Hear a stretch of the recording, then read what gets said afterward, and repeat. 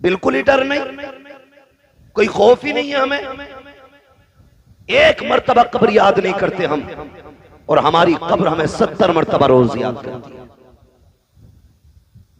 रोजाना 70 मर्तबा कब्र आवाज देती है और कहती है होश कर, यहां पे तेरे लिए गद्दे नहीं लगे हैं, हाइलोजन और एसी नहीं लगी है, इंतजाम तू करके ला।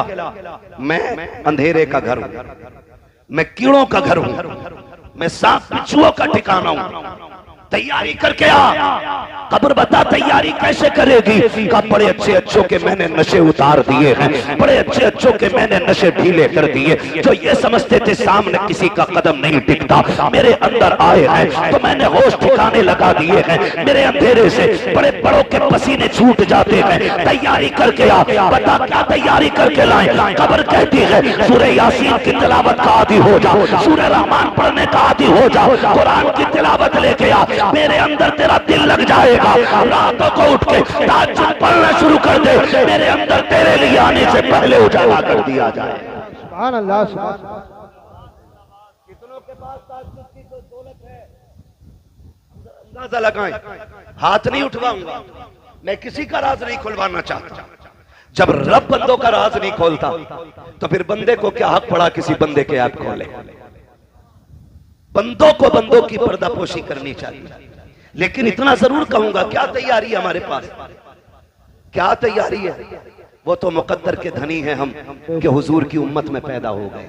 क्या बात है, सुभान अल्लाह, बहुत अच्छा। हाँ, जहां तुम बेटों की विलादत पे 2 रकात पढ़ते हो, पैसे की कसरत पे 2 रकात पढ़ते हो, तेरा काम चल जाए तो 2 रकात पढ़ता है शुक्र की।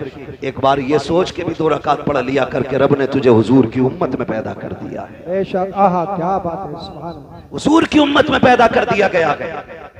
वरना पहली उम्मतों के हालात पढ़ें, और पढ़ नहीं सकते तो मुफ्ती साहब से आके पूछें और कहें पहली उम्मतों के हालात क्या थे। कहेंगे किसी ने नाफरमानी की तो रब ने बंदर बना दिया, किसी ने रब के हदों को तोड़ा तो अल्लाह ने जमीन फाड़ के जमीन में बढ़ा दिया, अगर किसी ने रब की नाफरमानी की तो उन पे पत्थर बरसा दिए गए, कहीं जमीन के तबके पलट दिए गए। जिन्होंने नाफरमानियां की वो बख्श रखे नहीं गए जमीन पे। आज कौन सा जुर्म ऐसा है जो हमारी कौम के अंदर नहीं है? कौन सा गुनाह ऐसा है जो हम कर नहीं रहे हैं? लेकिन बात क्या है, पत्थर क्यों नहीं गिर रहे हैं, जमीन क्यों नहीं फट रही है, चेहरे बिगाड़ करके बंदर और सुअर क्यों नहीं बनाए जा रहे हैं? तो सुन, ये तेरा कमाल नहीं है, ये तेरे अमाल नहीं है, ये एहसान मदीने वाले का है। रब ने वादा लिया है, मा कान अल्लाहु लियुअज़्ज़िबहुम व अंत फ़ीहिम रसूला। महबूब सेकंड लगते मैं तो मिटा के रख देता, लेकिन तेरी इज्जत की कसम तेरे चेहरे को देख के मैं इनके गुनाहों को बख्श देगा। बेशक, सुभान अल्लाह, सुभान अल्लाह, बहुत अच्छे। आज जो बचे हैं हुजूर की वजह से बचे, आज हुजूर की वजह से बचे। क्यों नहीं पढ़ाता बच्चे को दुरूद? क्यों नहीं सिखाते औलाद को हुजूर का प्यार? हमारे बच्चे 3 साल के हो जाएं, फिक्र हो जाती है, स्कूल ढूंढने निकल जाता, इंग्लिश मीडियम चाहिए। मौलाना फीस की फिक्र नहीं है, फीस की फिक्र नहीं है, 1 नंबर क्वालिटी होनी चाहिए स्कूल की। 3 साल में इतनी फिक्र हो गई और तू 63 साल का हो गया, तुझे आज तक दुआए कुनूत याद नहीं हुई? क्या ये हमारी दीनदारी है, ये हमारा इस्लाम है हमारे अंदर। हमारा 5 साल का बच्चा इंग्लिश में पोयम सुना लेता है, लेकिन 5 साल के बच्चे का जो बाप 35 साल का है उसे कुरान की 10 सूरतें नहीं आती। जी, ये कड़वी सच्चाई है। हमारी कौम का सारा फोकस अगर लगाए ना, सारा फोकस लगाए तो चमक दमक पे लगाए, ये सारी रखी रह जाएगी। यार तुमने छप्पर वालों के भी जनाजे देखे होंगे, बिल्डिंगों वालों के भी जनाजे देखे होंगे, बचना कोई नहीं है, मौत सबको आनी है। और याद रखना, जब मौत का फरिश्ता आता है ना तो फिर छोड़ के नहीं जाता है, फिर छोड़ के नहीं जाता है। हैरत होती है, ये तमाम तर उलमा तशरीफ फरमाए, मैं पूरी जिम्मेदारी के साथ कहता हूं, हमारी कौम को 10 सूरतें याद नहीं, और बच्चों को पूरा इंट्रोडक्शन इंग्लिश में बच्चा करा रहा है, अपना नाम, अब्बा का नाम, गली का पता, घर का पता। तेरे बच्चे को इंग्लिश में घर का पता याद है, लेकिन तुझे उर्दू में भी जन्नत का पता याद नहीं? क्या बात है, सुभान अल्लाह। जन्नत का पता याद नहीं? हमारी कौम जो बेहोश हुई है ना कहीं हम ही उसके जिम्मेदार हैं। कोई उठ के 500 का नोट मुझे दे, मैं कहूंगा देखो ये जन्नती जा रहा है। 1000 रुपए दे दे तो टिकट दे दूंगा यही। इससे मतलब नहीं ये ब्याज का लेके आया कि सूद का क्या हराम, इससे कोई मतलब नहीं होता। मैं एक बात कहता हूं, बुरा ना मानिएगा, हम सिलसिले वाले लोग हैं, मुफ्ती साहब के बिला सिलसिले वाले लोग हैं, लेकिन बात ही समझ में नहीं आती। पता ही नहीं चलता, पीर मुरीद बैठे हो दोनों, तो पता ही नहीं चलता इनमें मुरीद कौन है, इनमें पीर कौन है, पता ही नहीं चलता हज़रत, पता ही नहीं चलता। अगर कोई पीर से आके कहे मेरे घर चलें, तो उसकी तरफ अना इनसे पूछ लो, इन्होंने बुलाया इनसे पूछ लो, भाई पीर ये है कि तू है? मुरीद का मतलब ये होता है कि जो अपनी मर्जी को पीर की मर्जी पे खत्म कर दे, वो मुरीद होता है। और जब मुरीद अपने पीर को मर्जी से चलाए, वो रंगत में अशरफी रजवी कादरी हो सकता है, लेकिन हकीकत में नहीं। यही वजह है कि जुड़ने के बाद भी सिलसिले से कोई फैज नहीं। क्या बात। मिसाल लंबी नहीं, करीब की बात करूं, करीब की बात करूं। हाथ कंगन को आरसी क्या, पढ़े लिखे को फारसी क्या। रामपुर आपके करीब है, हाफिज शाह जमालुल्लाह भी यहीं के हैं, हाफिज शाह दरगाही भी यहीं के हैं। लेकिन अगर पीरा मुरीदी का आप सिलसिला देखें, हाफिज शाह जमालुल्लाह, हाफिज शाह दरगाही दोनों साथ जंगल जाते और शिकार के लिए जाते। हाफिज शाह दरगाही का दिल थोड़ा नर्म था। जब हाफिज शाह जमालुल्लाह शिकार पर निशाना लगाते तो चुपके से जाके आप परिंदे को उड़ा दिया करते, उड़ा दिया करते। हजरत ने गौर किया कि जब निशाना लगाता हूं तभी क्यों उड़ता है, समझ गए इसमें दरगाही की चाल होगी। मोहब्बत से दरगैया कहते थे, दरगैया कह के आवाज देते थे। आगे बढ़े, परिंदा उड़ गया, आप फरमाते दरगैया का जी सरकार यही खड़ा रहे, ये कह के आप आगे गुजर गए, पलट के खानकाह में आ गए। 12 साल तक पलट के नहीं गए, 12 साल तक पलट के नहीं गए। 12 साल के बाद फिर उसी जगह पे पहुंचे और शिकार के लिए गए। अचानक कहते हैं यार मुझे यहाँ से दरगैया की खुशबू आ रही है, दरगैया की खुशबू आ रही है। जब इतना कहा दरगैया की खुशबू, लोगों ने निगाह डाली, कोई नजर नहीं आ रहा है। एक मिट्टी का टीला तो है लेकिन कोई शख्स नहीं है। आपसे कहा था हुजूर यहाँ दरगाही की बात कर रहे हैं, 12 साल हो गए हैं, आज तक दरगाही का पता नहीं चला है, आप किसकी बात कर रहे हैं? कहो ना हो मेरा दरगाही यही कहीं पर है। इतना कहने के बाद आपने आवाज दी दरगैया कहाँ है, जरा सामने तो आ। वो जो मिट्टी का ढेर लगा था उसमें खलचल पैदा हुई, मिट्टी फटी, घास फटी। हाफिज शाह दरगाही निकले, आने के बाद कहते हुजूर हाजिर हो। का यहाँ क्या कर रहे हो? का याद कीजिएगा 12 साल पहले आपने यहाँ मुझसे कहा था दरगाही खड़ा हो जाओ। 12 साल से इसी जगह पे खड़ा हूँ। का ये मिट्टी का सरकार जहाँ कदम था वहीं पे रुका रखा, हवा चली, मिट्टी चिपकती गई, ढेर बनता गया, घास मुझ पे जमाई। कहते अच्छा का फिर आया क्यों नहीं? का तेरी मर्जी से खड़ा हुआ था, तेरी मर्जी का इंतजार है। मैं कहना ये चाहता हूँ अगर रिश्ते ऐसे होते हैं तो अल्लाह वलियों में भी और शागिर्दों में भी मुरीदों में भी बहुत अच्छी अता फरमाता है कि जहाँ जहाँ हाफिज शाह जमालुल्लाह की बातें होती है वहाँ वहाँ हाफिज शाह दरगाही की बातें हुआ। नारे तकबीर, नारे रिसालत, मसनद-ए आला हज़रत फैज़ान हाफिज शाह जमालुल्लाह अली जान मियां। मैं तो एक बात कहता हूं आपसे और सीधी सी बात, अली जान रहमतुल्लाह ताला अलैह, इनके नाम पे तुम कितनी भगोने बनाए। क्या बात है, सुभान अल्लाह। नतीजा उस वक्त तक कुछ नहीं निकलेगा जब तक एक एक चावल हलाल का नहीं होगा। क्या बात, सीधी सी बात, एक एक चावल हलाल का होना चाहिए। हराम से दुनिया लौटा दो, अल्लाह को तेरे खर्चे की कोई परवाह नहीं।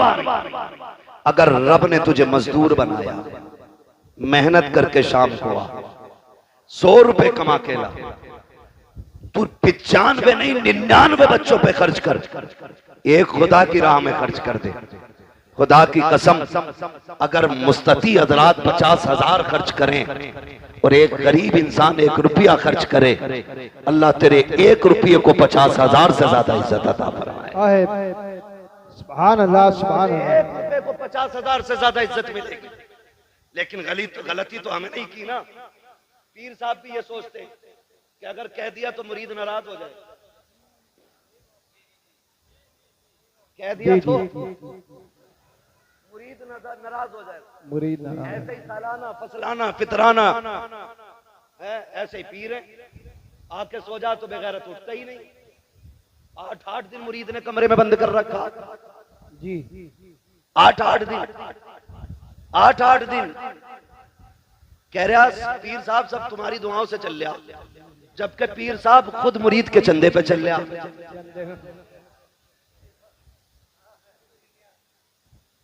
मसला है कोई, यार ये कोई समझ में आने वाली बात है। सिर्फ लेने वाले को पीर नहीं कहा जाता, देने वाले को पीर कहा जाता। बेशक, सुभान अल्लाह। देने वाले। मुझे एक बात याद आ रही है, मेरे मुर्शिदे गिरामी सैयदी सरकार ताजुश शरिया अल्लामा अख्तर रजा खान अज़हरी मियां रहमतुल्लाह तआला अलैह। पहली मिसाल तो ये दे दूं पीर कैसा होना चाहिए। मुंबई गए, मुंबई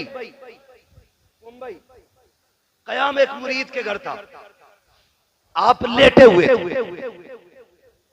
गेट के पास में हुजरा था, कमरा हजरत का आरामगाह। 2 बजे गेट बज गया, हजरत तभी लेटे थे। आवाज आहट आई, उठ गए। मुरीद से फरमाया देखो कौन है।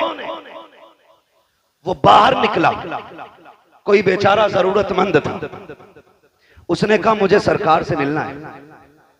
मैंने जो बात कही वो याद रखिए। कुछ मुरीद पीर को अपने बाप की बपोती समझते। जब कहा मुझे हजरत से मिलना, उसने कहा जाओ जाओ सुबह आना, जाओ जाओ। समझ रहे ना आप लोग क्या कहा? सुबह आना। सारे बोले कब आना है? अभी भी कुछ लोग कंजूसी कर रहे हैं, कब आना है? सुबह आना, सुबह आना। ये कह के उसने उसको धक्का दिया। आवाज कमरे तक जा रही थी। मन्नतों समाजत करता रहा कि सुबह मजदूरी के लिए जाना है, मंडी में जाके खड़ा भी होना, बच्चों के लिए 4 पैसे कमा के लाने। मैं सुबह कहां लाइन में लगूंगा? मैं अब तक इंतजार करता रहा, भीड़ कम होगी तब हजरत से मुलाकात करूंगा, मेहरबानी करो हजरत तक मेरी बात पहुंचा दो। उसने कहा नहीं हजरत अभी अभी लेटे हैं। धक्का दिया, दरवाजा बंद कर दिया। लेकिन जब ये हजरत के सामने बात है, ये दूर से महसूस फरमा रहे हैं, कान तक आवाज आ रही है। जब वो अंदर आए उसको धक्का देके क्या देखते हैं? हजरत ने सामान उठा रखा है, बगल में दबा रखा है। उसने कहा हुजूर ये क्या? कहा मुझे तेरे घर नहीं रुकना है। कहा चाहते हैं? कहा स्टेशन छोड़ने चल, मुझे अभी बरेली जाना है। कहा हुजूर गलती क्या हो गई? कहा मैंने, तूने नहीं सुना, वो बेचारा कितनी समाजत कर रहा था, मिलने के लिए आया, तूने धक्का दे दिया। कहते सुन, जिसके सीने में उम्मत की परवाह नहीं है, अख्तर रजा को उसके घर की भी परवाह नहीं है। क्या बात है, जिंदाबाद जिंदाबाद, बहुत अच्छे। ओ भाई, इसे पीर कहते हैं, इसे पीर कहते हैं। और अल्लाह माफ करे, अगर शहर का सबसे बड़ा स्मगलर, सबकी बात नहीं कर रहा हूं जी, सबकी बात नहीं कर रहा, मैं चंद लुटिया डुबाने वाले पीरों की बात कर रहा हूं, जिन्होंने कौम की लुटिया डुबा रखी है। और हमारा काम है समझाना, इसलिए कह के जा रहा हूं, हम सिलसिलों के मुखालिफ नहीं, हम तो नस्ल दर नस्ल बुजुर्गों से जुड़ने वाले लोग हैं। हम बुजुर्गों के दामन से वाबस्ता हैं और यही जिम्मेदारी और कोशिश उलमा की रहती है कि अपनी कौम को अल्लाह वालों से जोड़ा जाए। बेशक, यही कोशिश रहती है सब। मैं अगर शहर में सबसे बड़ा स्मगलर है और पीर साहब से गहरे ताल्लुकात, तो एक बार भी हजरत ये नहीं कह सकते कि भाई ये काम बंद कर दे, क्योंकि वो रूठ जाएगा, वो रूठ जाएगा। इतनी हिम्मत नहीं है। मैं तो दावे के साथ कहता हूं, अगर हर पीर अपने मुरीद से गलत कामों को छोड़ने की सख्ती से ताकीद कर दे और ये कह दे तेरे घर का पानी तब पीऊंगा जब तू ब्याज लेना बंद कर देगा, जब तू रिश्वत का बाजार ठंडा कर देगा तब मैं तेरे घर पानी पीऊंगा। मेरा ईमान कहता है भले बच्चों को चटनी से पाले, अपने बच्चों को हराम के लुक़मे नहीं खिलाएगा वो बंदा। क्या बात है, सुभान अल्लाह सुभान अल्लाह। लेकिन इस पे सख्ती नहीं। बस मैं आपसे चंद बातें करना चाहता हूं, बहुत गौर से मेरी बात भाई। हल्का इको कम कर दीजिए, पीछे वाले लोग कह रहे हैं कि आवाज साफ नहीं आ रही। तवज्जो है सारे लोगों की? वैसे मेरे हिसाब से तो बहुत अच्छी आवाज है। तवज्जो है सारे लोगों की? हम अपने बच्चों को क्या सिखाते हैं? दौलत का भी एक नशा है जिसका खुमार शराब से ज्यादा होता है, ये याद रखना। दौलत का भी अपना नशा है, इसका खुमार शराब से ज्यादा होता है। अगर इसकी लत किसी को लग जाए ना तो फिर बेड़े गरक कर देती है, नस्लें फिर बचा नहीं करती, फिर बेड़े गरक हो जाया करते। हम जानते हैं, हमारे घर में बच्चा पैदा हो, हमें 3 साल से इंग्लिश मीडियम की फिक्र और पूरा घर उसकी नौकरी में लग जाता है। वक्त पे जूते, वक्त पे ड्रेस, वक्त पे किताबें, वक्त पे टिफिन, सारी चीजें तैयार होती हैं, सारी चीजें। उसके बावजूद भी अगर बच्चे की तरफ से कोई कमी हो जाती है तो माँ बाप उल्टे बच्चे से निहोरे करते, उसी को राजी करने की कोशिश करते।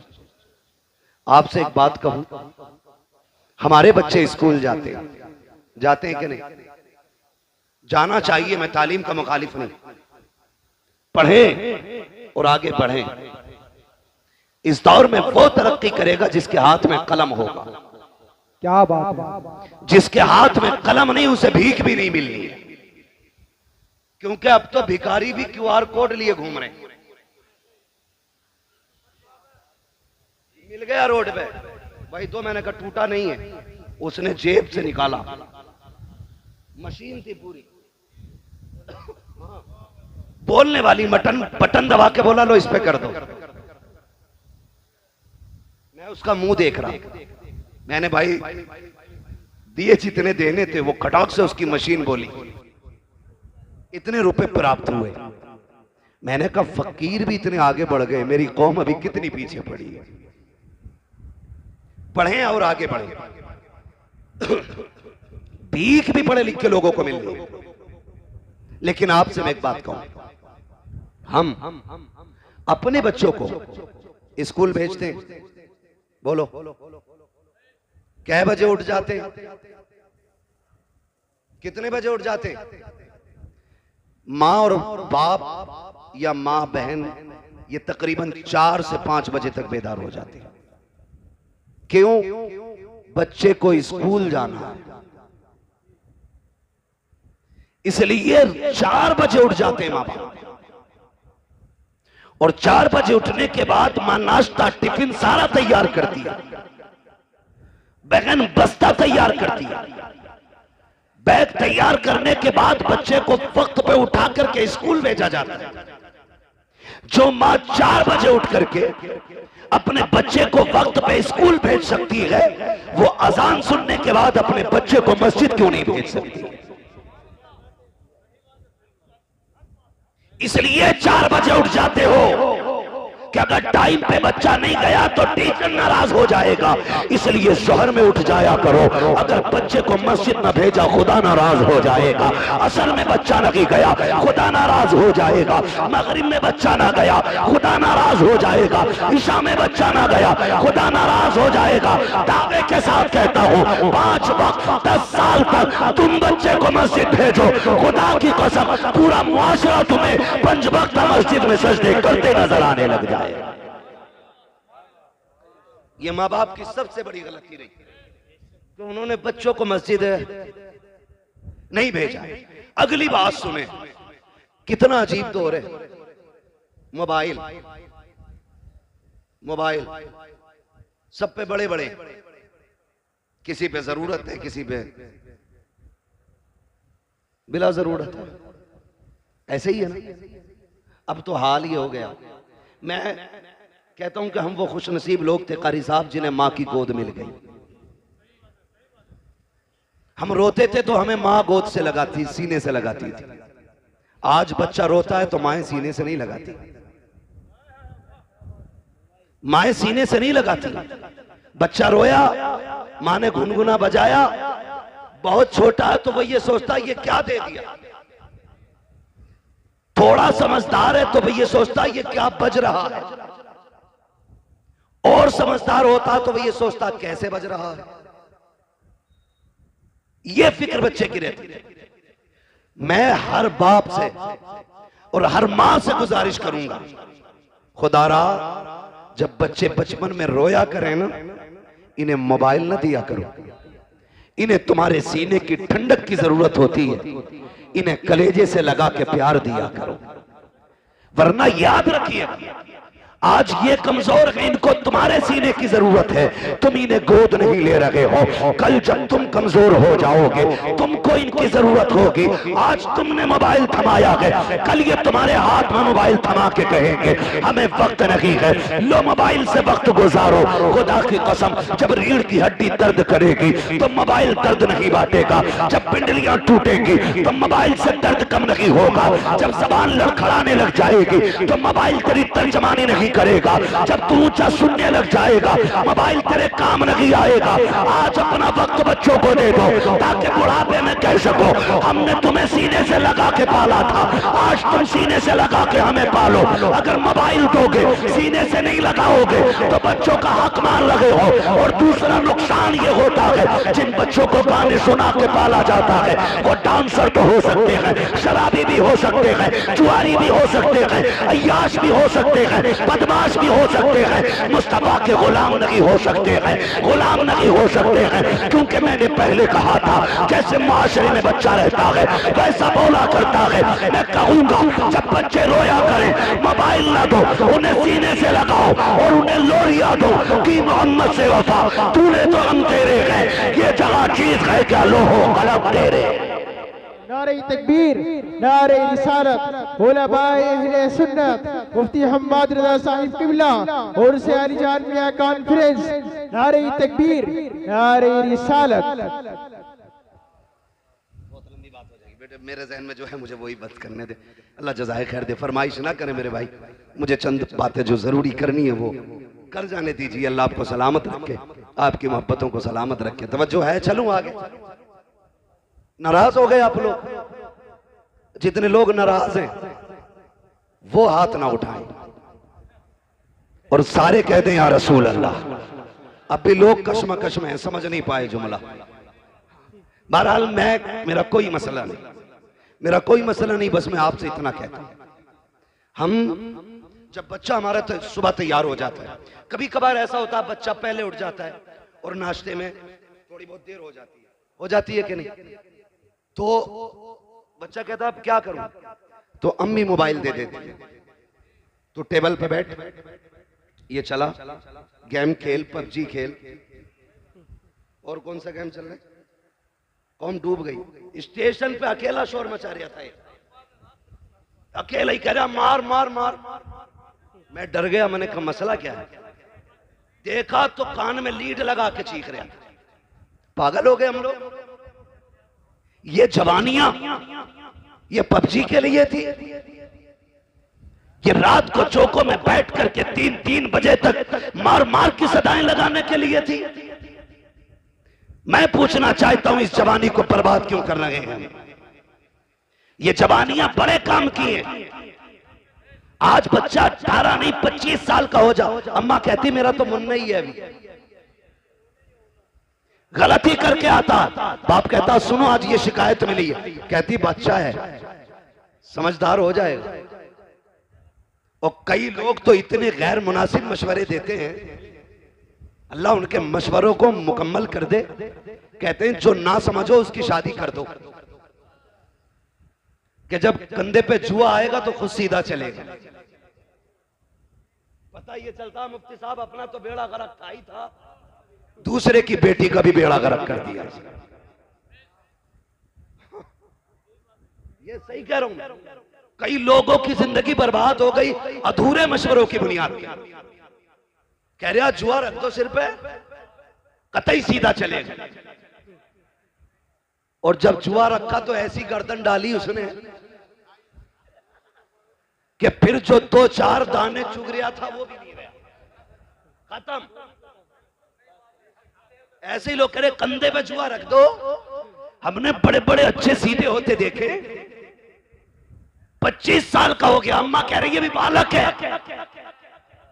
तारीख का ये वर्क पलट, जो सबसे पहले सिंध की धरती पे नौजवान आया था, जिसे दुनिया मोहम्मद बिन कासिम कहती है, वो 35 साल का नहीं, वो 17 साल का जवान था। 17 साल का जवान। कितने होते हैं 17 साल भाई? अभी 17 साल में हमारा हाई स्कूल कर रहा, हाई स्कूल, और इसे भी जूतों के फीते बांधने नहीं आए। 17 साल में कुर्सी पे बैठ के अम्मी से जूते बंधवा रहा है। वो 17 साल का मोहम्मद बिन कासिम जब समंदरों का सीना चीर करके सिंध की धरती पे आया, कुछ तो ये देख रहे थे ये कर क्या सकता है, और जब पलट के जा रहा था तो सब कह रहे थे ये क्या क्या करके जा रहा है, ये क्या क्या करके जा रहा है। और अभी 25 साल में कह रहे हैं हमारा लल्ला छोटा है, इसे आता ही क्या है, तेरा लल्ला 10 साल का नहीं 28 साल का हो गया है, इसे कुछ नहीं आता है। पूछ मोहम्मद बिन कासिम से 16-17 साल में रब ने कौन सी जहानत अता की थी, किस माशरे में रह के पले थे वो लोग। क्या पबजी का दौर था, मोबाइल का दौर था? नहीं, खुदा की कसम वो तलवारों की खनक का दौर था, वो ढालों की धमक का दौर था, वो जवानों के बाजुओं की ताकत का दौर था। आज एसी में रह के पलने वाला बच्चा कौन सा परचम लहराएगा, सिवाय पबजी के कुछ नहीं आता है। उनकी माँ ने दूध पिलाया था तो ये कह के पिलाया था ये जिंदगी भी नबी के लिए है, पूरी कायनात नबी के लिए है। आज हम शौक से पढ़ते हैं, शौक से सुनते हैं, ताज शरिया का कलाम है, ताज शरिया का कलाम है। क्यों भूल जाते हो उनका दिया हुआ सबक? कितनी प्यारी बात कही थी उन्होंने, कहा था जिंदगी ये नहीं है किसी के लिए, जिंदगी है नबी की, नबी के लिए। अख्तर कादरी खुल्द में चल दिया, खुल्द वागे हरे कादरी के।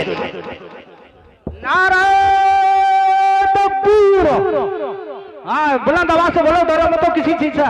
नारे तकबीर, नारे रिसालत, फैज़ाने आला हज़रत, मसलके आला हज़रत, फैज़ाने ताजो सरिया, मोहम्मद रसूल, मोहम्मद रसूल, स्वार की सरजमीन, नारे तकबीर, सुभान अल्लाह, सुभान अल्लाह। ईमान ताजा कर दिया।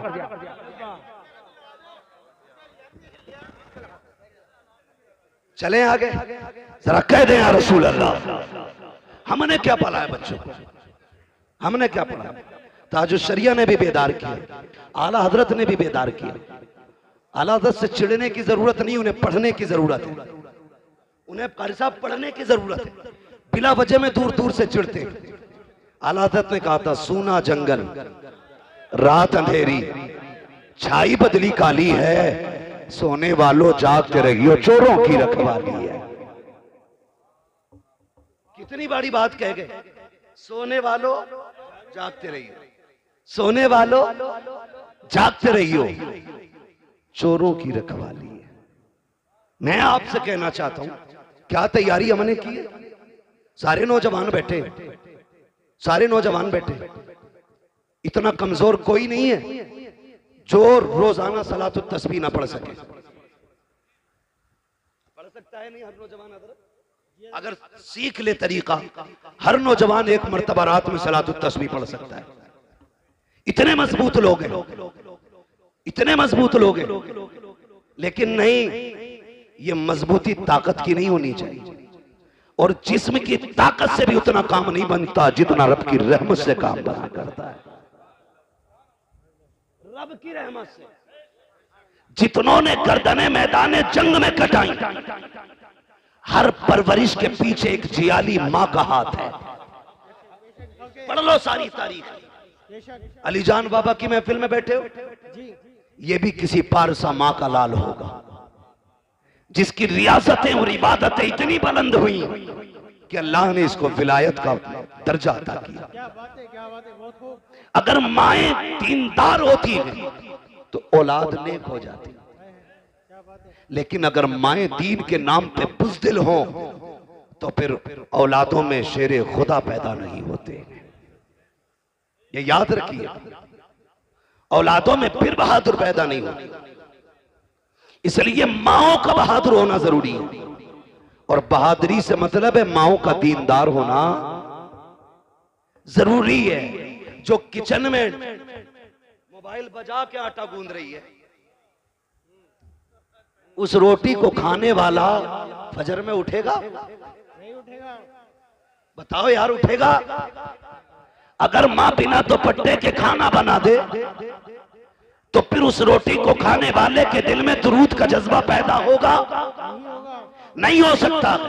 अगर चाहते हो तेरे लुकमे के अंदर इबादत का नूर पैदा हो तो फिर माँ से कह के कनीज़े फातिमा ज़हरा बन, बहन से कह के कनीज़े फातिमा ज़हरा बन। जाओ जाकर के बेटियों को बताओ कि रोटियां बनाया करो तो सर से दुपट्टे नहीं उतरने चाहिए। आज घरों में ऐश के साथ रहने के बावजूद हमारी घर की बेटियों के सरों पे दुपट्टे नहीं रखे, हया का चादर उनके सर से उतर चुकी है। आज मैं आपसे कहना चाहता हूँ, दुनिया फिलिस्तीन के लिए रो रही है, लेकिन मैं ये कहता हूँ जितनी बहादुर माएं फिलिस्तीन की जमीन ने पैदा की है, आज तक कोई जमीन पैदा नहीं कर रही है। उनके हौसलों को सलाम, उनकी जुर्रतों को सलाम, उनकी बंदगी को सलाम, रब से मोहब्बत को सलाम। एक बेटी का इंटरव्यू आया, उससे पूछा गया था हर वक्त नकाब में क्यों नजर आती हो? उसने कहा था तुम सफर की बात करते हो, हम तो बिस्तर पे भी लेटते हैं, तो नकाब पहन के लेटा करते हैं। का नकाब पहन के क्यों लेटती हो? किसी ने सोचा था कि शायद यह जवाब देगी कि कब भागना पड़ जाए इसलिए नकाब पहन के लेटते हैं, लेकिन उसके जवाब ने पूरी दुनिया को झंझोड़ के रख दिया था।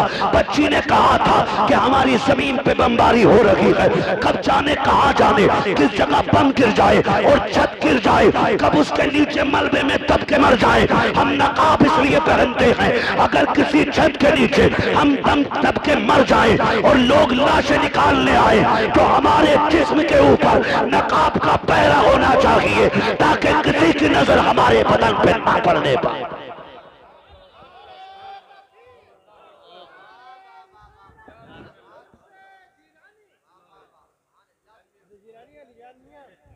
तवज्जो है ना आप लोगों की? खुदा की कसम, ये गैरत वाली माएं हैं तो फिर लाल भी कैसे गैरत वाले पैदा हो रहे हैं। यहां तो 6 फीट का हो, 58 इंच का सीना हो, हाँ, और उससे कहते जा मस्जिद में चिराग जलाइए। कह रहा भैया पता रात को 2 बजे जिन्ना है, मैं ना जाऊंगा। बड़ी मजबूत रिवायत है इनके याद। हाँ, रात को जिन्नात मस्जिद में जरूर आते हैं इसके लिए। कह रहा कतई नहीं जाऊंगा, जिन्नात आ जाऊंगा। कद कितना है? 6 फीट। सीना कितना है? 58 इंच। 56 किसी वजह से नहीं कह रहा हूं, 58 इंच सीना, कद 6 फीट, कद 6 फीट। अच्छा खासा लईन शहीन, चिराग जलाते तो कह रहा जिन्ना में ये इसका नजरिया है। उन माओ के लालों को देखो, उम्रें 6 साल है, कद 1.5 फीट है, छोटे छोटे हाथ हैं, खा नहीं पा रहे हैं, बोनिया दूध की हाथों में है, हाथ में दूध का फीडर लेकर के बड़े बड़े बहादुरों के आगे AK-47 लिए दुश्मन सामने खड़े हैं। किसी के हाथ में बम है, किसी के हाथ में गन है, लेकिन उन माओ के लालों को सलाम करो। 6 साल की उम्र में भी आंखों में आंखें डाल के कहते हैं तूने समझ क्या रखा है, हमने मोहम्मद का कलमा पढ़ा है, हम जान दे सकते हैं, ईमान नहीं दे सकते। मगर कब होगा?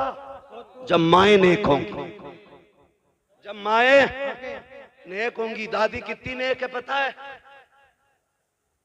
पोते की शादी आ जाना, पैर नीचे नहीं रख रही है, कारी साहब को उड़ उड़ के कह रही है 7 दिन पहले गीत शुरू कर दो।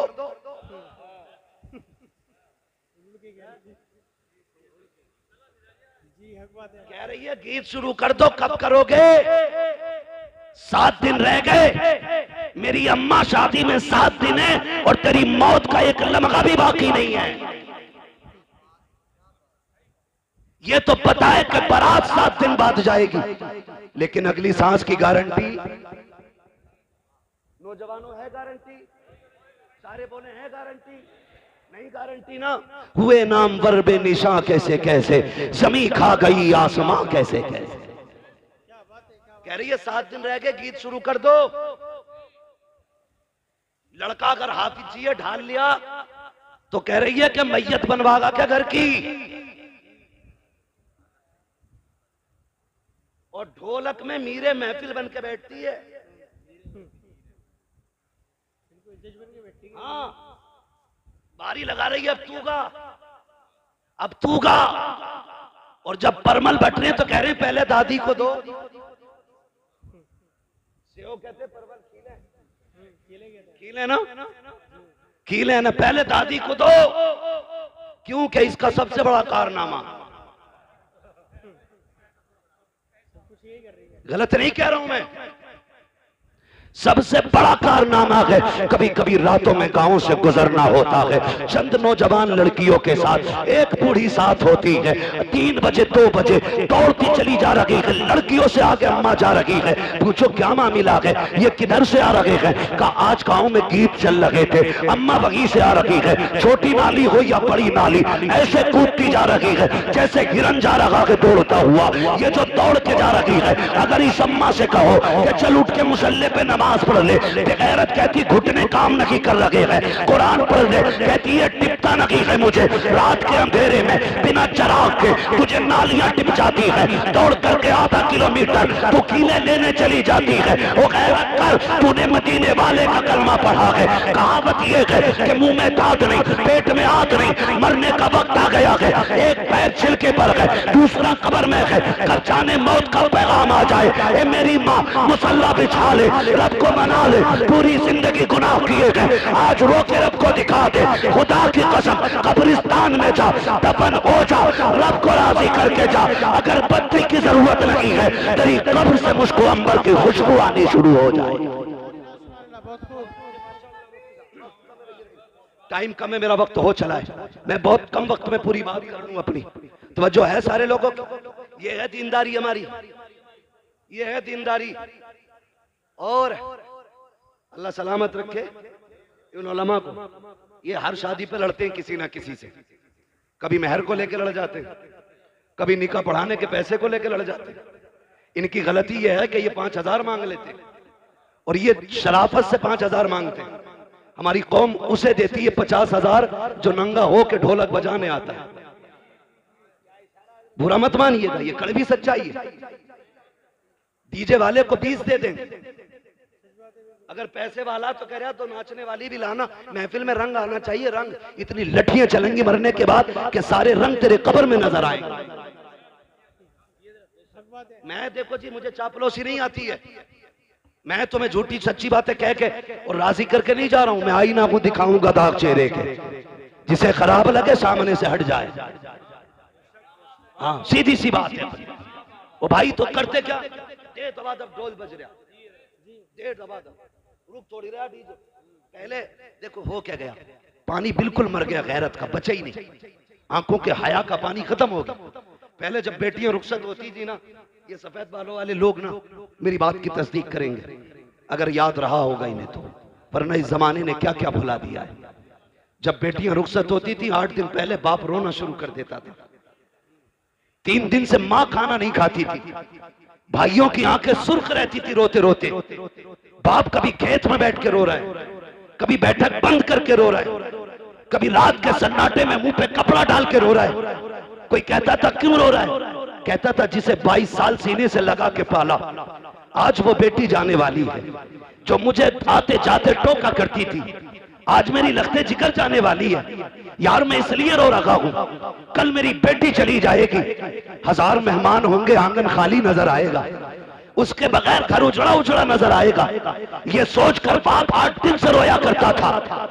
जरा याद करो आज की बेगैरती को, और याद करो उन लोगों की कुर्बानियों को। जब बेटी की रुखसती के 5 दिन या 8 दिन रहते थे, बाप रोज तहज्जुद पढ़ने मस्जिद जाता था और मुसल्ला बिछा के इतना रोता था कि उसकी सिसकियां मस्जिद के बाहर तक सुनाई देती थी। लोग पूछते थे यार क्या मांगता है? खाने का भी इंतजाम हो गया, सारा जहेज आ गया है, अब क्यों रो रहा है? वो कहता था जो मेरे बस का है मैंने कर दिया है, अब जो रब की मर्जी पे है वो मांगने गया था। कहा क्या मांगने गया? कहा मैं रो के कह रहा था मालिक इसने 22 साल 25 साल 18 साल मेरे घर गुजारे, अल्लाह मैंने चटनी से भी खिलाई तो इज्जत से खिलाई थी, रूखी रोटी भी खिलाई तो बेटी को इज्जत से बैठा के खिलाया था, अब गैरों के हवेली जा रही है। रब से ये कहने गया था ए मेरे मालिक पहले मेरी बेटी को सोने के लुक़मे ना मिले, चटनी के लुक़मे दे देना, मगर मेरी बेटी को इज्जत के लुक़मे अता फरमा देना। मैं रो के बेटी के लिए इज्जत के लुक़मे मांगता रहा। आज मैं पूछना चाहता हूँ कल बेटी रुखसत होने वाली होती है और बेगैरत भाई डीजे बजाता है, जश्न मनाता है, क्यों गैरत मर चुकी है, बगैर रुखसत हो रही है, या मुसीबत को सर से डाल रहे हो इसलिए जश्न मना रहे हो। यही वजह है कि बहनों के घर भी बर्बाद रहते हैं और उनके मैके भी बर्बाद रहते हैं। अगर ये चाहते हो कि बहन बेटियों के मैकों में आबादी रखे तो गाने ना बजा, डीजे ना बजा, मुसल्ले बिछा, रो के दिखा, रब को आवाज दे। खुदा की कसम जिसने दुनिया बनाई है वो तेरी बेटी के मुकद्दर को फिर से बना भी सकता है। सवार शर्म आनी चाहिए हमारी। फिलिस्तीन में बम गिरते रहे, मेरी कौम डीजे पे नाचती रही, बच्चों के हाथ पैर कटते रहे, मेरी कौम डीजों पे नाचती रही। कौन सा मुंह दिखाएंगे हम हुजूर को? मुझे भी तो बताओ ना। अगर किसी फिलिस्तीनी ने आका की कलाई पकड़ के ये कह दिया ना हुजूर हम तो पानी पानी को तरस रखे थे और ये शराब के नशे में डूबे हुए थे, खुदा की कसम कोई बचाने वाला नसीब नहीं होगा, कोई नहीं होगा बचाने वाला नसीब। वो फिलिस्तीन का भूखा बच्चा जिसको 1 रोटी मिली और न जाने कितने दिन के बाद मिली थी, वो रोटी को देख के इतना खुश हो रहा था छोटा सा बच्चा कि लोग 10 लाख की फ्री मिलने वाली गड्डी को देख के इतना खुश नहीं होंगे। किस कमाल की उसकी भूख थी कि वो 1 रोटी के लिए इतना उछल उछल के मुस्कुरा रहा था, हंस रहा था, कभी चूमता था कभी सीने से लगाता था। क्या भूख थी उसकी। अब मुझे रुक के जरा बताओ, फिलिस्तीन के लोग तो 1-1 रोटी को तरस जाएं, 1-1 घूंट पानी को तरस जाएं, और मेरी कौम बारातों में जाकर के गैर के फ्री के खाने को डोंगों के डोंगे टेबल के नीचे फेंके। कौन से मुंह से हुजूर का सामना करोगे? किस मुंह से कब्र में जाके आका से कहोगे कि प्यास लगी है या शफाअत चाहिए? ओ भाई याद रखो मेरे इमाम ने कहा था आज ले उनकी पनाह, आज मदद मांग उनसे, कल न मानेंगे कयामत में आकर मान गया। बहुत खूब माशाल्लाह सुभान अल्लाह। भाई अगर अल्लाह ने दिया है तो शुक्र अदा करो, और शुक्र का मतलब यह है कि 1 रुपया 1 रोटी 1 लुकमा चावल का 1 दाना भी जाये न करना, जाये मत करना। खिला दो किसी भूखे को, दे दो किसी जरूरतमंद को। हालात हमारी कौम के बहुत ज्यादा बिगड़ते जा रहे। 8-8 दिन डीजे बजा करके फिर अपनी कौम में शोहरत लिखवाना चाहते हैं हम लोग। मेरा तो सीधा सा सवाल है, कारी साहब अगर किसी से ये कहा जाए ना डीजे क्यों बजाया था, कह रहा लड़के नहीं माने। अब्बा कह रहा कि लड़के नहीं माने। क्यों? कब? कह रहे थे शादी एक ही बार हो अब्बा, शादी के 3 बार चांसेस और भी हैं, है ना? एक वक्त में 4 निकाह बंदा कर सकता है, लेकिन जिंदगी एक ही बार मिलनी है। अगर तुझे लग रहा है शादी एक बार हो रही है तो मौत भी एक ही बार आनी है। कह रहा बालक ना माने। अब्बा से पूछो रिश्ता अपनी मर्जी से किया या लल्ला ने ठोक बजा के कर लिया? कह रहा ना, उसमें तो हम गए थे। तो मैंने कहा ये बता दे, रिश्ते में तो तू अब्बा था, डीजे में ये अब्बा कैसे हो गए? हमारे यहां तो अब्बा की चलती है तो हर जगह चलती है, हर जगह चलती है जी। तो अब्बा कह रहा लल्ला ना माना। लल्ला को पकड़ लिया इमाम साहब ने मस्जिद में। क्यों भाई यार, तुम तो कम से कम शर्म कर लेते। तो लल्ला अपने सिर की उसके सर पे डाल लिया। कह रहा बताऊं, मैं तो मना कर रहा था, लेकिन मेरा वो दोस्त ना गुड्डू, वो कह रहा बस खाली तू हाँ कह दे, खर्चा सारा मेरा। तो सुनो गुड्डू पप्पू के यारो, इस गुड्डू पप्पू का हाथ पकड़ कब्रिस्तान लेके चल। कुछ और नहीं कहना है। एक कब्र के पास बैठा और उससे इतना पूछ के मेरे साथ यहां लेटेगा, यहां लेटेगा मेरे साथ, आएगा इस अंधेरे में? जाहिर है जवाब क्या होगा? नहीं आऊंगा। क्या जवाब होगा? नहीं आऊंगा। यही होगा ना कि नहीं आना, यहां तुझे अकेला आना है। तो सीधी बात कह दे, अगर यहां अकेला आना है तो फिर हिसाब भी मुझे ही देना होगा। कहा हाँ। तो फिर कह दे जब हिसाब मुझे देना है तो मेरे गुनाहों में तू इजाफा क्यों कर रहा है? सीधी सी बात। मेरे भाई नौजवानों, बदलो अपने आप को, जिंदगी के उसूल बदलो, अपने रवैये बदलो, तौर तरीके बदलो, सच्चे मुसलमान बनो, पक्के मुसलमान बनो। और शादियों का मिजाज ऐसा हो, सेहरा तेरे सर पे बदा हो, नात मदीने वाले की होनी चाहिए। दूल्हा तू बना हो, सेहरा हुजूर का पढ़ा जाना चाहिए, ताकि दुनिया देख के कह दे ये बेगैरतों की बारात नहीं है, ये गैरत वालों की बारात जा रही है। सुभान अल्लाह। गैरत वालों की बारात जा रही है। तो याद रख, जरूरी नहीं है जनाजों में भीड़ हो जाए, जरूरी नहीं है। और बाराती, अल्लाह माफ करे, कहीं कहीं तो इतने बुरे फंस जहां समधी कहता है जब तक बारात पूरी ना चढ़ जाए रोटी मत खिलाइयो।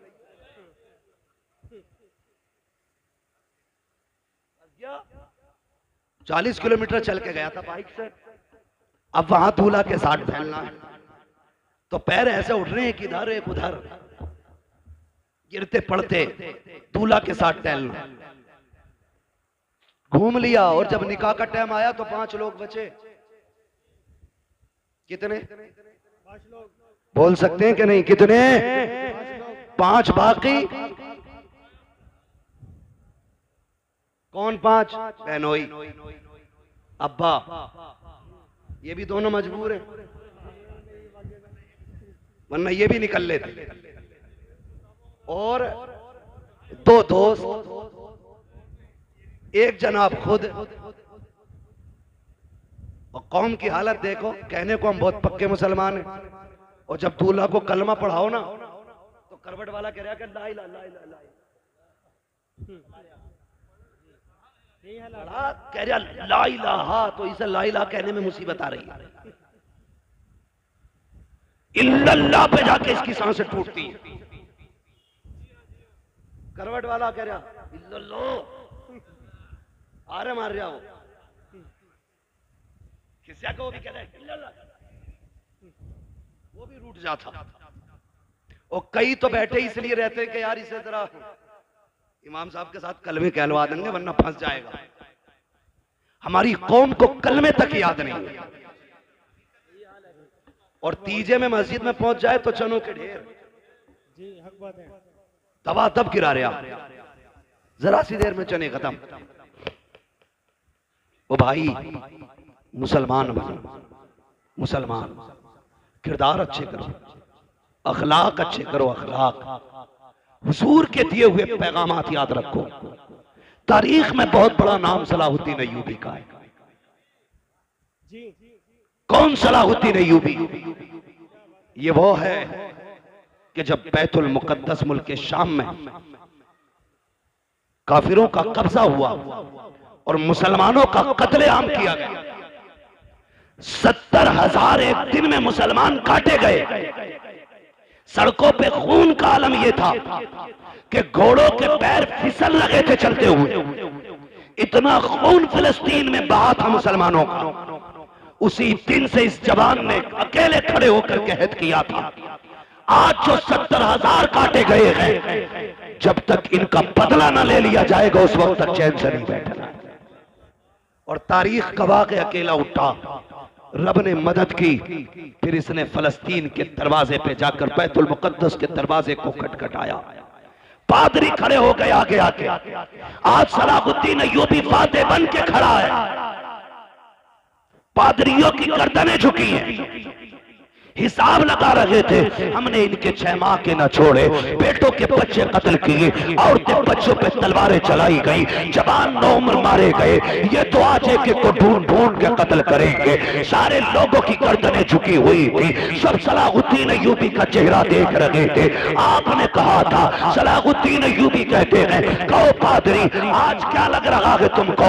तुमने मेरे मुस्तफा की 70,000 उम्मत को बेदर्दी के साथ काटा था, आज क्या होना चाहिए? सबकी गर्दनें झुक गई। आज हमारी बर्बादी का दिन है, आज बदले का दिन है, आज हमें मौत नजर आ रही है। सलाहुद्दीन अय्यूबी की आंख में आंसू आ जाते हैं, आंखें बरस जाती हैं। कहते हैं, जालिमो तुम क्या जानो, इस्लाम क्या है और मुसलमान क्या है? आज तुम्हें बदला नहीं लिया जाएगा। आज मैं वो करूंगा जो फतह मक्का के दिन मेरे नबी ने दुश्मनों के साथ किया था। कहा क्या करोगे? उन्होंने बेटी के कातिल को माफ किया था, मैं बैतुल मुकद्दस के कातिलों को माफ कर रहा हूं। तारीख गवाह है, खुदा की कसम। जैसी सलाहुद्दीन अय्यूबी ने इतना कहा कि मैं फतेह मक्का की तारीख दोहराऊंगा। मेरे नबी ने कहा था, अंतुम मुत्तलका, आज सब आजाद हो जाओ। मैं भी कहता हूं आज तुम सब आजाद हो। जैसे इतनी बात कही ना, तुम सब आजाद हो, तो चीखें निकल गई लोगों की।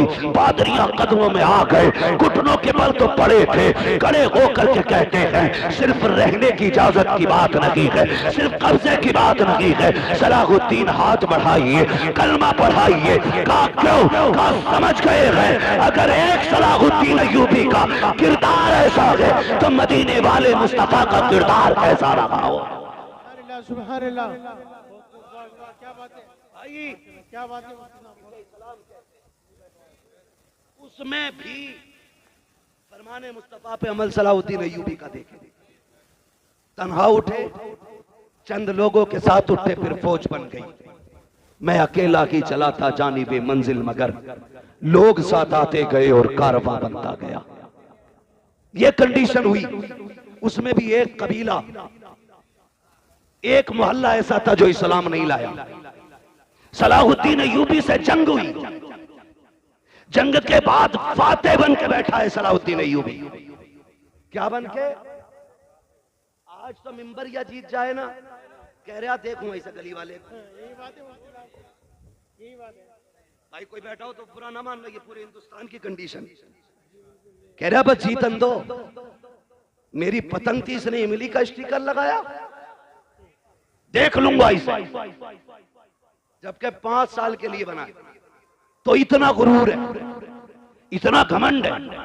सलाहुद्दीन अय्यूबी जिसने बैतुल मुकद्दस फतह किया, जिसने बैतुल मुकद्दस पे ला इलाहा इल्लल्लाह का परचम लहराया, वो एक कबीले पे हमला करता है।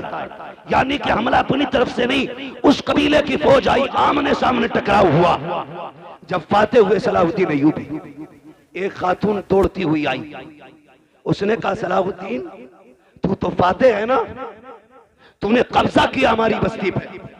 कहा क्या बात है? कहा मेरे 4 बच्चे, इस जंग की भागम भाग में ना मेरे बच्चे गायब हो गए। अपनी फौज से कह के ढूंढ के लाए। इतना सुना, जुब्बा संभाला, साफा अमामा सर पे रखा, तलवार लटकाई, घोड़े पे बैठने लगे। खातून ने कहा तू किधर चला? कहने लगे मां तेरे बच्चे ढूंढ के ला ले। औरत मुसलमान नहीं थी, कलमा पढ़ने वाली नहीं थी। कहा मां तेरे बच्चे ढूंढ के लाने। ये कह के घोड़े को निकाला, चले गए। सुबह से शाम हो गई, बस्तियां छान डाली, गलियां छान डाली, चलते चलते थक जाते हैं, जंगलों को छान डाला, एक दरख्त के नीचे पहुंचे। शाम के वक्त में 4 बच्चों को सहमे हुए पाया, डरे बच्चों को लिया, अपनी सवारी पर बैठाया, अपने खेमे में आए। माँ बैठी हुई थी, कहा माँ बता यही तेरे बच्चे है कि नहीं? उसने कहा सलाहुद्दीन ये तो बता दे तू खुद क्यों गया था? कहा मेरे नबी का फरमान मुझे याद है कि अगर जंग भी हो तो उसूल याद रहने चाहिए। बीमारों पे हमला नहीं करना है, कमजोरों को नहीं मारना है, निहत्तों पे तलवार नहीं उठानी है, बच्चों और औरतों को नहीं मारना है। कहा माँ जब तू मेरी रियाया में आ गई, अब तेरी जिम्मेदारी मेरे सर आ गई थी। इतना सुना, औरत कदमों में कहने लगी सलाहुद्दीन अब अपना बना ले, कलमा पढ़ा दे। जिसका फरमान इतना मीठा है उसका अपना किरदार कितना प्यारा रहा हो। सुभान अल्लाह, सुभान अल्लाह। वो अंधेरा की भला था कि कदम राह पे थे, रोशनी लाई है मंजिल से बहुत दूर हमें। नौजवानों आज भी हम अल्लाह के वली हो सकते हैं, लेकिन शर्त यह कि किसी ने इमाम गजाली से कहा था दुआएं कब मकबूल होती हैं, तो आपने 2 बातें कही थी। इन दोनों बातों को याद रखना और पल्ले बांध लेना।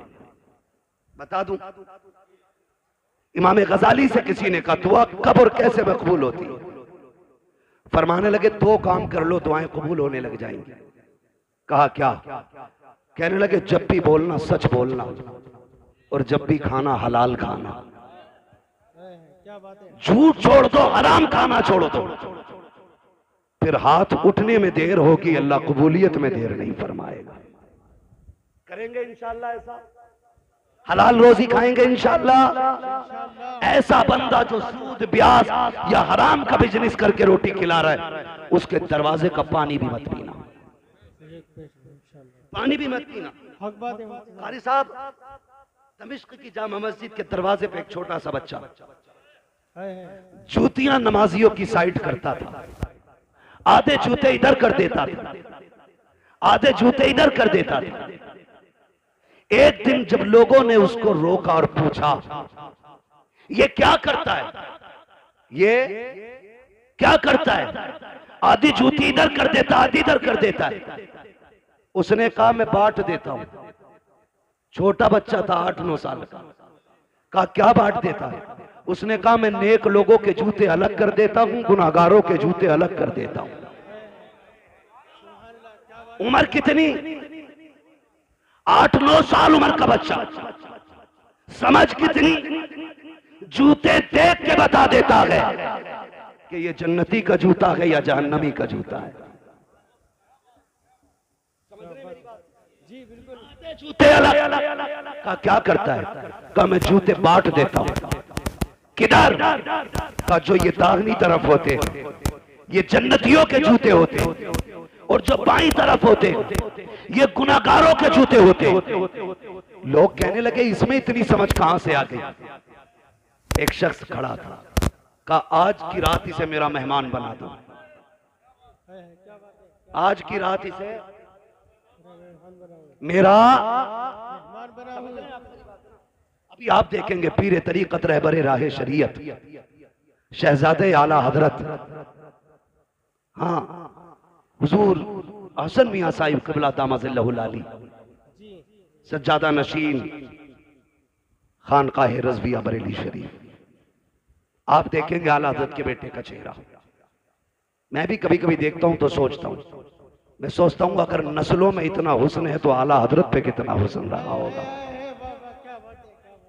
आप देखेंगे उनके बेटे का चेहरा, शराफत, परहेजगारी,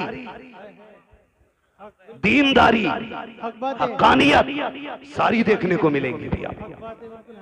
और जब वो आ जाए ना उस वक्त मुझे कहना ना पड़े, पहले बतौर मशवरा कह दे रहा हूं आपसे, जो किसी से मुरीद ना हो ना, आला हजरत के बेटे के हाथ में हाथ दे देना। आला हजरत के बेटे के हाथ में हाथ दे देना, क्योंकि आला हजरत ने कहा था तुझसे दर, दर से सग, सग से मुझको निस्बत, मेरी गर्दन में भी है दूर का डोरा तेरा, मेरी गर्दन में भी है दूर का।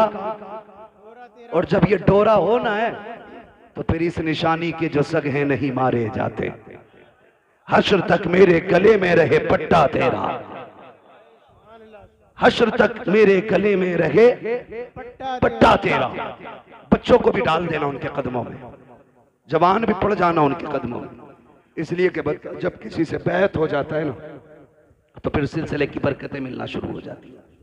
तो देखेंगे आप एक अच्छी नस्ल का अच्छा शहजादा आने वाला है।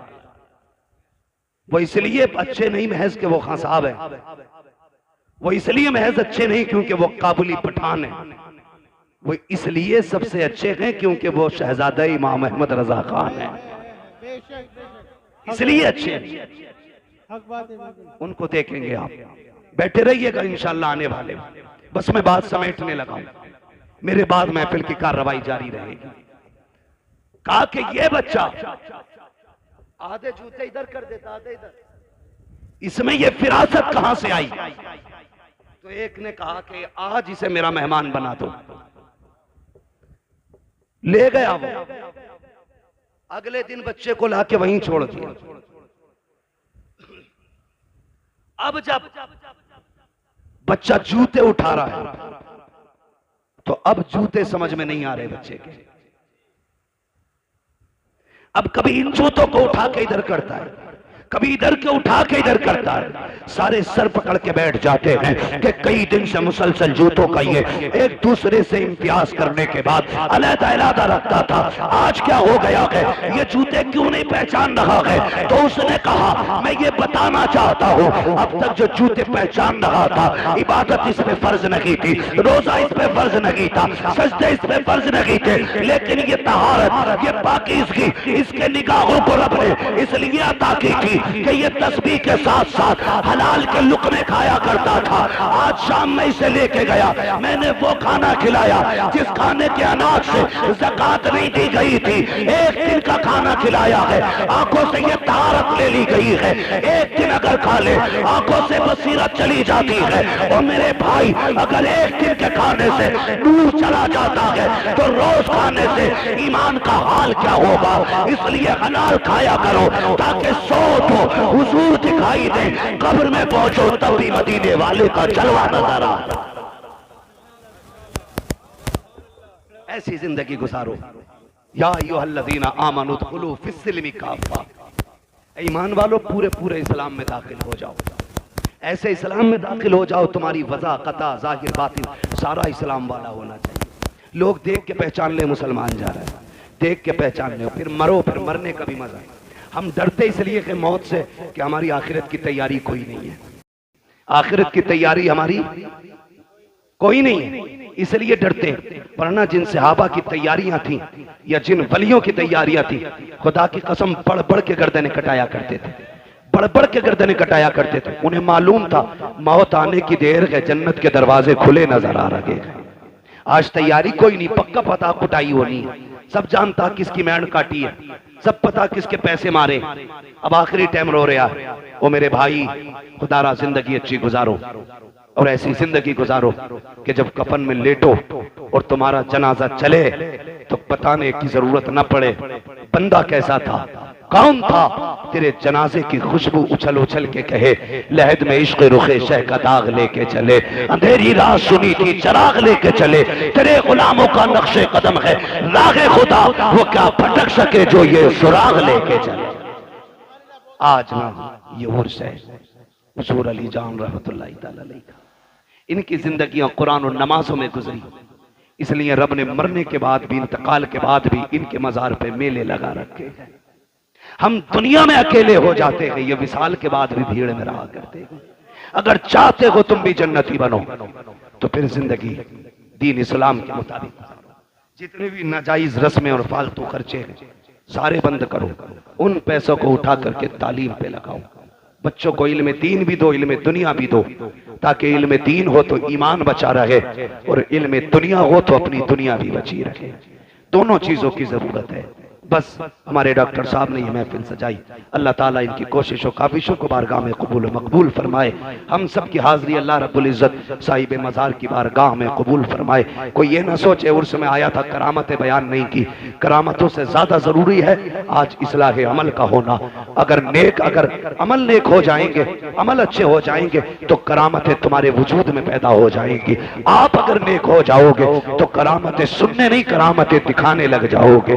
इसलिए मैंने सारी बातें अमल से की हैं, इसलिए कि अमल अच्छा होता है तो बंदा भी अच्छा हो जाता है, अमल खराब होता है तो फिर अच्छा खासा 6 फीट का बंदा भी खराब हो जाता है। बस जो हुए अगलात उनका माफ फरमाए रब्बे कायनात। जिंदगी ने दिया साथ, फिर होगी मुलाकात। चमन रहा,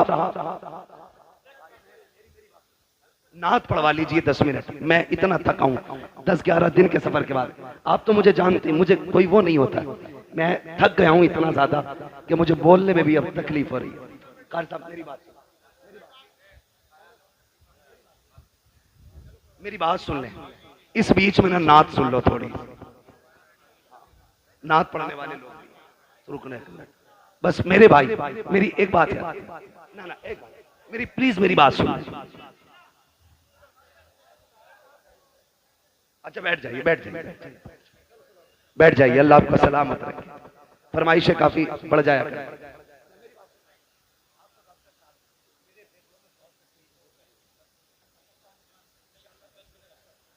मैं बस फरमाइश नौजवानों की शजरा सुन पढ़ दिया जाए, ठीक है। इंशाल्लाह अगर वक्त बचेगा उसके बाद अदद के आने में ना तो फिर नात खानी भी हो जानी है, किसी का मौका लग जाएगा। बहुत सारे उलमा बैठे हैं, ठीक है। इंशाल्लाह किसी ना किसी से फिर हुजूर के 2-4 नात के शेर सुन लेंगे। अभी तंग ना करें जरा, सारे कह दें या रसूल अल्लाह। देखिए अभी आप इतने इसरार से शजरे को कह रहे थे और सुनने के लिए ऐसा लग रहा है कि आप सो रहे हैं। अगर वाकई सुनना चाहते हैं तो सारे जरा बोलें सुभान अल्लाह। ये आगे वाले लोग जो है ना जिम्मेदारी थोड़ी समझा करें। हाँ, डिस्प्ले अच्छी होती है तो माल अच्छा लगता है, और डिस्प्ले खराब हो ना तो फिर कंपनियां ही भाग जाती हैं। तो जो सामने बैठे ज्यादा जिम्मेदारी आपकी, और अल्लाह का शुक्र है सारे ही जवान बैठे। और अगर माँ ने इस नीयत से दूध पिलाया है ना कि बेटे जिंदगी हुजूर के लिए है, तो फिर कोई बंदा खामोश नहीं रहेगा। जब मैं हाथ का इशारा करूं तो आपको क्या बोलना है? बहुत कम दूध पिया है भाई, जोर से बोले जरा सुभान अल्लाह, सुभान अल्लाह, और जोर से। देखो मैंने आपसे बीच में नहीं कहलवाया, क्यों? हालांकि अच्छी बात है, कहते रहो, नेकी मिलती है। मैंने इसलिए भी नहीं कहलवाया कि मुझे गैरत आती है सुभान अल्लाह कहने के लिए भी प्रेशर डाला जाए। अल्लाह की तस्बीह हर बंदे को बयान करनी चाहिए, पत्थर कंकर कीड़े मकोड़े सारे बयान करते, हम क्यों नहीं करते? करनी चाहिए कि नहीं? तस्बीह बयान करते रहना चाहिए। जरा बोल दें सुभान अल्लाह। अब एक बात सुन ले, जब मेरा हाथ उठेगा ना, मैं पहले बता दूं इसलिए कहलवा रहा हूं अब आपसे, क्योंकि जब मैं थक जाऊंगा, लंबी सांस लेनी होगी, तब मैं आपको हाथ का इशारा करूंगा। आप सुभान अल्लाह कहोगे, उसी सुभान अल्लाह की भीड़ में मुझे सांस लेने का मौका मिल जाएगा। सच्ची बात है। आप सुभान अल्लाह कहोगे, नेकियां मिलेंगी, अल्लाह राजी होगा तो फिर मुझे भी मिल जाएंगी। अब जरा बोल दे सुभान अल्लाह, सुभान अल्लाह। क्या बात है भाई, आपकी फरमाइश पूरी नहीं हुई, माजरत चाहता हूं, मैं सबकी अलग अलग फरमाइश तो पूरी नहीं कर सकता, ठीक है, लेकिन नाराज ना हो, दिल शिकस्ता ना करें। अल्लाह चाहेगा कभी फिर मुलाकात होगी, वक्त मिल जाए तो फिर कर लिया जाएगा। जरा सारे बोल दे सुभान अल्लाह। सुभान अल्लाह। आदम के बेटे शीश, बीच वाले लोग ना ये मेरी जमात के भी लग रहे हैं कुछ लोग, ठीक है जी। और जो कैमरा लगा के बैठे हैं, आप भी हुजूर के आशिक हैं, आप भी सुभान अल्लाह कह सकते हैं जी, है ना? आप भी सुभान अल्लाह कह सकते हैं, सबको नेकियां मिलती है। बोले जरा सारे सुभान अल्लाह। आदम के बेटे शीश, शीश के बेटे यानस, यानस के बेटे कैनान, कैनान के बेटे मैलाइल, मैलाइल के बेटे ब्यारत, ब्यारत के बेटे इदरीस, इदरीस के बेटे मुतवश्शिर, मुतवश्शिर के बेटे लबकने के नाम, लबकने के नाम के बेटे नूह, नूह के बेटे शाम, शाम के बेटे जुल्हाल, जुल्हाल के बेटे शाले, शाले के बेटे आबिर, आबिर के बेटे दाता, दादा के बेटे रावा, रावा के बेटे सारू, सारू के बेटे नाखुन, नाखुन के बेटे तारिक, तारिक के बेटे इब्राहिम खलीलुल्लाह, इब्राहिम खलीलुल्लाह के बेटे इस्माइल ज़बीहुल्लाह, इस्माइल सबीहुल्लाह के बेटे केदार, केदार के बेटे वाम के बेटे अमल, अमल के बेटे साबित, साबित के बेटे सलमान, सलमान के बेटे रईसा, रईसा के बेटे इलियासा, इलियासा के बेटे उदूद के बेटे हवा, हवा के बेटे अदनान, अदनान के बेटे मोहित, मोहित के बेटे नदान, नदान के बेटे मुदर, मुदर के बेटे इलियास, इलियास के बेटे मुदरिका, मुदरिका के बेटे खतीमा, खतीमा के बेटे किनाना, किनाना के बेटे नजर, नजर के बेटे मालिक, मालिक के बेटे फार, फार के बेटे खालिद, खालिद के बेटे लुई, लुई के बेटे काब, काब के बेटे मुर्रा, मुर्रा के बेटे किलाब, किलाब के बेटे कोसई, कोसई के बेटे अब्दे मनाफ, अब्दे मनाफ के बेटे हाशिम है, हाशिम के बेटे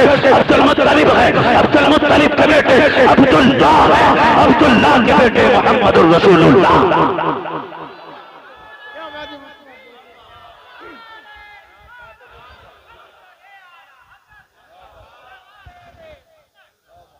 बस जो हुए अगलात उनको माफ फरमाए रब्बे कायनात। जिंदगी ने दिया साथ, फिर होगी मुलाकात, चमन रहा फूल खिलेंगे, जिंदगी रही फिर मिलेंगे, मुसाफिर हम भी मुसाफिर हो तुम भी, किसी मोड़ पर फिर मुलाकात होगी। फकीरान आए सदा कर चले, सदा खुश रहो ये दुआ कर चले। सारे लोग कलमा शरीफ पढ़ लीजिए, ला इलाहा। वादा करें कि 10-15 मिनट बैठ के हमें आला हज़रत के बेटे का इंतजार करना है।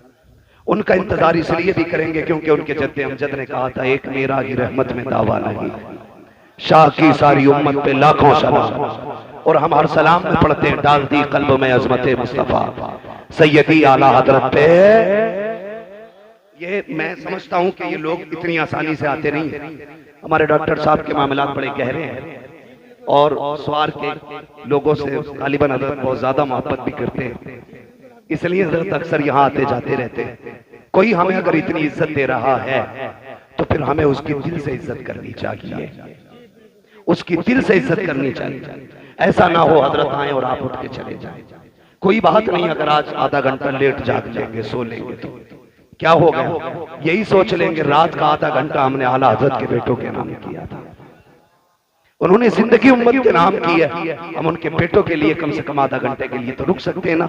उम्मीद है इंशाअल्लाह उठेंगे, नहीं नाम सुनेंगे, इतने में हजरत तशरीफ ले आएंगे। मेरे साथ कलमा शरीफ पढ़ लीजिए, ला इलाहा इल्लल्लाह मुहम्मदुर रसूलुल्लाह व मा अलैना।